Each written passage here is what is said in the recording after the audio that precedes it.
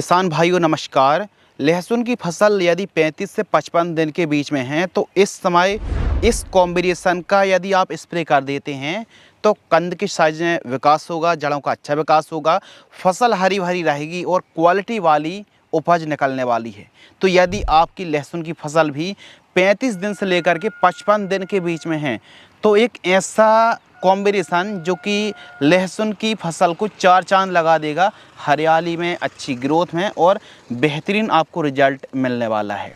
इसे combination spray करने के क्या फ़ायदे होंगे?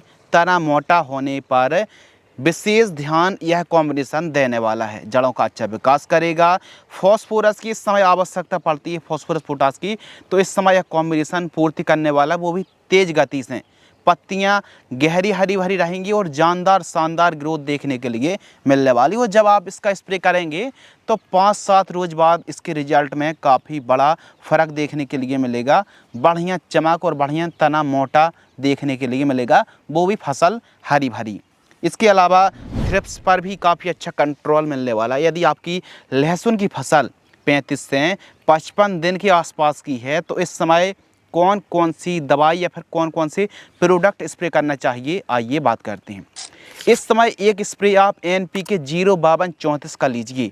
यह पानी पर 100% घुलनशील खाद है, सस्ती आती है, 150 रुपये के लगभग इसकी 1 किलोग्राम की कीमत है। इसमें फॉस्फोरस 52% और पोटास की मात्रा 34% है। जब हम 35-40 दिनों में बात कर रहे हैं तो इस समय फॉस्फोरस की अधिक आवश्यकता पड़ती है, जो कि NPK 52% फास्फोरस होने से इंस्टेंट आपको रिजल्ट देखने के लिए मिलेंगे।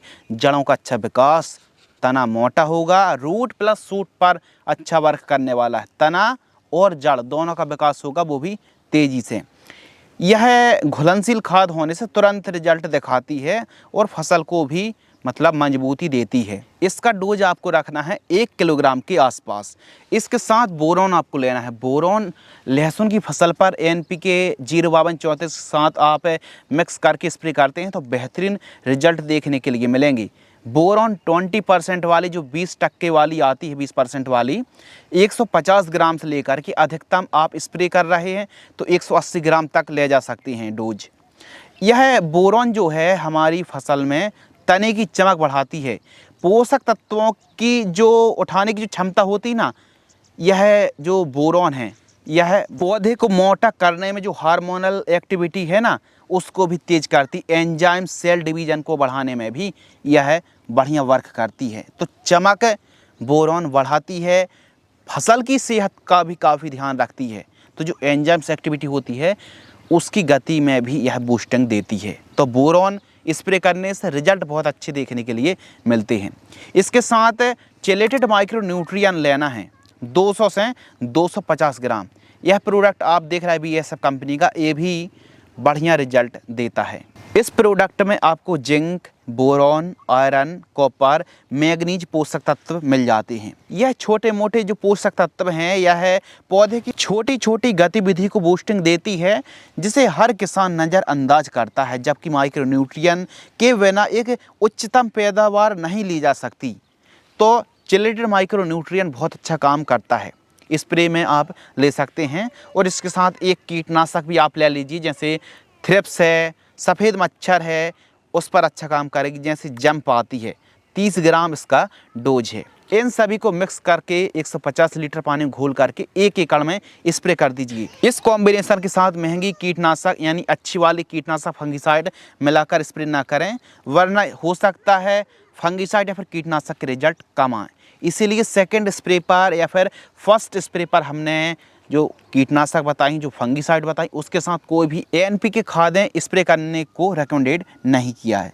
तो केवल जो NPK वाला कॉम्बिनेशन है इसको आप अलग ही स्प्रे करिए। ज़्यादा जैसे फंगिसाइड है, बेहतरीन वाली कीटनाशक मिलाएं ना, अलग से ही आप स्प्रे करें।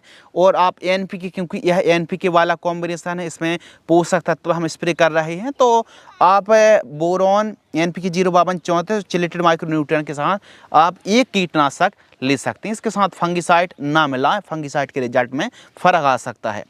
तो इस कॉम्बिनेशन का स्प्रे करने के बाद जो बेनिफिट होगा, कंद का विकास होगा, कंद में वृद्धि होगी, कंद का जो छिलका है वो भी काफ़ी ज़्यादा मोटा, मजबूत, चमक बढ़ने वाली है।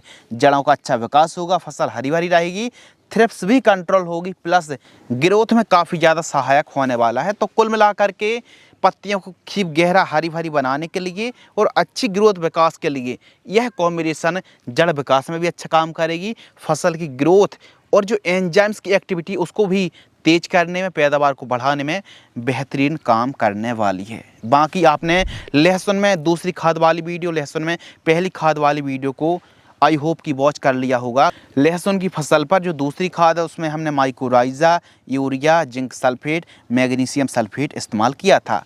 पहली खाद में कब 20 से 25 दिन में urea, Velum Prime, Roko fungicide, humic acid, sulphur और वायोवीटा का इस्तेमाल किया था।